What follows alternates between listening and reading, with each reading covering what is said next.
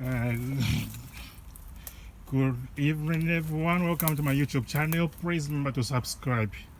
Okay, in this video, looking at a Peugeot 207 2008, which had an error code of P0342 and P11A9.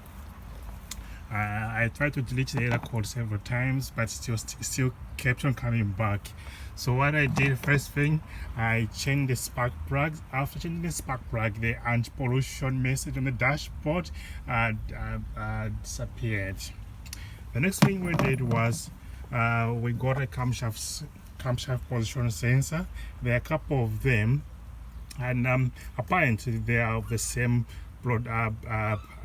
part number. So I changed this one, and there's still no change.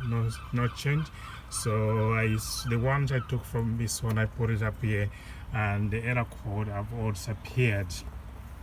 Before, no matter how much I deleted the error code, they still came back just after starting the engine, but now they have completely gone, and the car will now go back for MOT tomorrow. And in helping me, have been using the Delphi software in deleting the error codes.